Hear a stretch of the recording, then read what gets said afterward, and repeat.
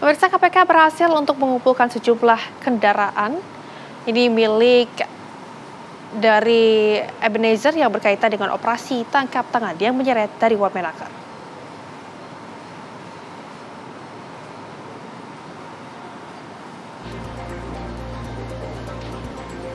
Ya, pemirsa, KPK OTT Wamenakar atau Noel, di mana ada penyitaan barang bukti sebanyak 15 mobil, kemudian juga ada 7 motor beserta dengan uang tunai.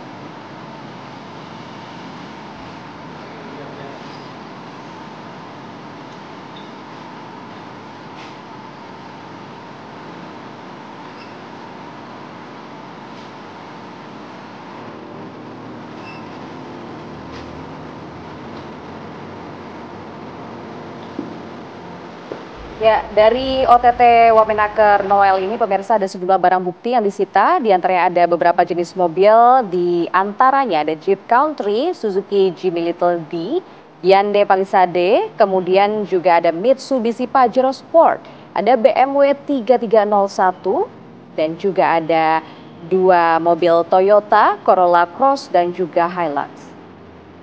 Tak hanya itu, jenis mobil yang diamankan oleh KPK juga ada Nissan GT-R, Honda CR-V Prestige, ada Mitsubishi Xpander, Honda CR-V, Hyundai Stargazer, kemudian juga ada Honda CR-V berwarna hitam dan Mitsubishi Xpander Ultimate. Adapun pemirsa, KPK OTT Wamenakar Noel ini penyitaan barang bukti lainnya adalah berupa jenis motor, di mana ada Ducati Street Fighter V45, Ducati Scrambler, Ducati Multistrada V4, Vespa putih, Vespa silver, Ducati SP dan juga Ducati Citadel S.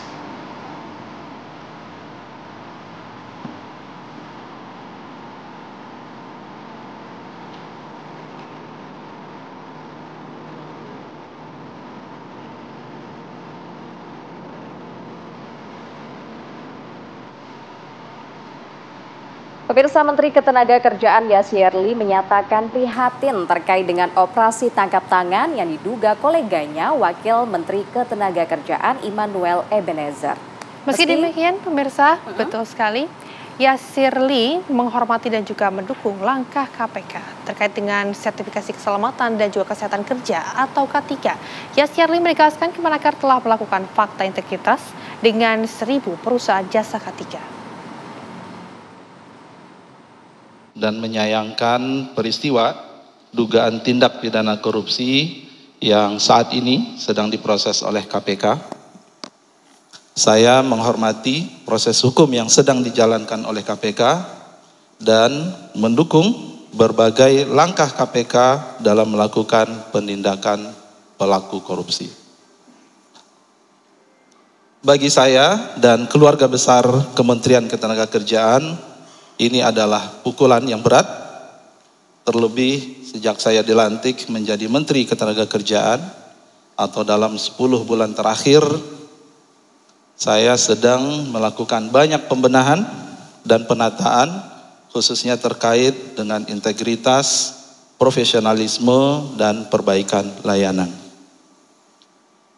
Sejalan dengan arahan Presiden bahwa tidak ada toleransi atas perilaku koruptif, maka saya sudah meminta pejabat beserta jajaran di Kemenaker untuk menandatangani fakta integritas dan siap dicopot apabila melakukan tindakan korupsi. Khusus untuk Ya pemirsa, lalu bagaimana situasi terkini di gedung KPK? Kami akan ajak Anda untuk bergabung dengan rekan kami, ada Putri Sofia yang sudah berada di lokasi. Putri Sofia, silahkan dengan informasi terkini dari gedung KPK. Ya, setelah ditangkap pada operasi tangkap tangan Rabu malam lalu, pihak dari KPK atau Lembaga Antirasuah Komisi Pemberantasan Korupsi telah selesai melakukan pemeriksaan intensif kepada Wakil Menteri Ketenagakerjaan Immanuel Ebenezer dan juga 13 orang lainnya yang ikut tertangkap pada OTT tersebut. Yang mana tadi sempat disampaikan juga oleh juru bicara KPK, Budi Prasetyo, menyatakan bahwa pihaknya ini telah melakukan proses penetapan status hukum kepada Immanuel Ebenezer dan juga 13 orang lainnya sehingga pada siang hari ini memang sudah ada penetapan tersangka, namun memang untuk detail mengenai nama-nama dan juga jumlah tersangkanya ini akan disampaikan pada konferensi pers yang akan disampaikan oleh KPK kepada publik dan juga media yang akan diselenggarakan sekiranya siang dan juga sore hari ini. Yang mana dalam konferensi pers nanti juga akan dibeberkan begitu dari pihak KPK mengenai bagaimana detail konstruksi hukum ataupun konstruksi perkara yang ada pada OTT yang akhirnya menangkap Wamenaker Noel dan juga 13 orang lainnya mengenai dugaan pemerasan kepada perusahaan-perusahaan terkait pengurusan dari sertifikasi K3. Yang mana kalau kita lihat dari OTT tersebut memang sudah ada maksud kami sudah ada 14 orang yang ditangkap dan juga ada beberapa barang bukti yang disita. Ini diantaranya ada 22 unit kendaraan dengan rincian 15 unit mobil dan juga 7 unit motor. Selain itu juga ada yang perlu digarisbawahi dari kasus ini adalah dari Wakil Ketua KPK Fitro Rohcayanto ini menyebutkan bahwa kasus pemerasan perusahaan mengenai pengurusan sertifikasi K3 ini sudah berlangsung sejak tahun 2019, yang mana memang ini terjadi beberapa tahun sebelum Immanuel Ebenezer menjabat sebagai Wakil Menteri Ketenagakerjaan pada Oktober 2024 lalu. Sehingga Wakil Ketua KPK Fitro ini menyebut bahwa kerugian ataupun nilai yang dirugikan dari kasus ini memang cukup besar, mengingat ini berlangsung cukup lama, kurang lebih sekitar 6 tahun.